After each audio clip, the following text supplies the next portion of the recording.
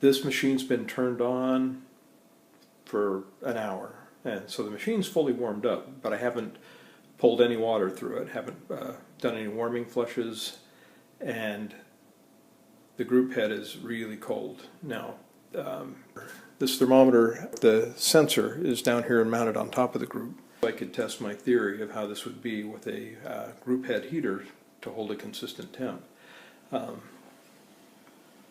Now if I did 2 warming flushes right now, I did a warming flush, let the boiler come back up to temp, and then did another one and let it come back up to temp again, that thermometer would be reading about 85. And now if I did a third one, it would go up to 86, 87, did a fourth one, it would go up to 88, did a fifth one, get up to 89, and the sixth one, it'd get up to 90. If I kept doing shots back to back, say I did 10 of them, it would eventually get up to around 92 C on the thermometer.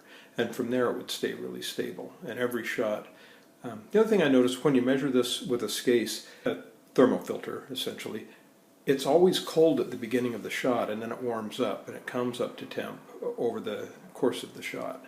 So I was really excited testing this after warming up the group head. It starts out and you get much more consistent temps through the whole shot.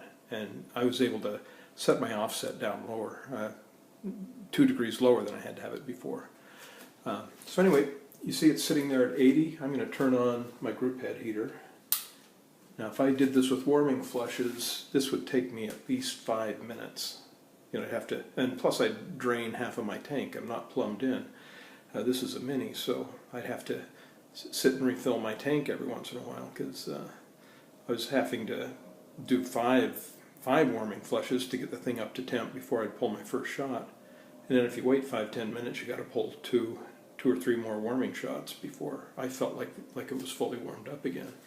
And having a thermometer really helped me see. Now you see the temperature rising. Went from 80, now it's up to 82. I'm going to need to put a power control on this, and you know, I'll do it much more professional after I'm through experimenting with it. But for right now, I've just got it clamped on there with that spring. If I just leave it on, it'll go up way too hot. It'd probably go up over 100. But I'm going to just take it up to about 92, which is the, you know, I'd have to pull 7 or 8 shots to get it up to 92. But if I start out at 92, then I can reduce the temperature in my boiler.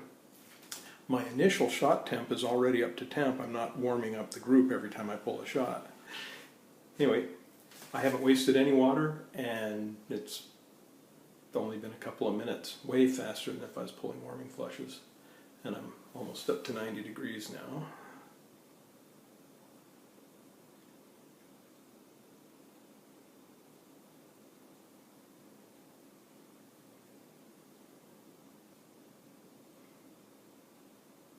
And it will keep going, so I'm actually going to turn it off.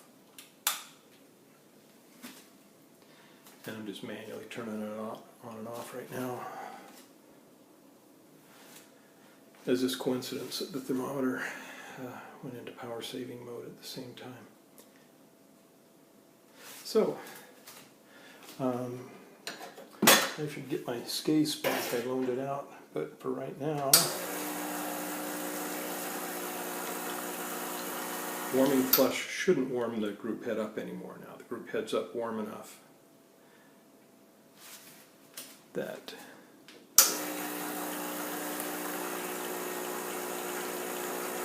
from shot to shot I would have consistent temperatures. So I just need to wire this up nice and neat inside and get something cleaner than that. You know, get it all waterproof and neat looking, and with a power control. I'm pretty excited.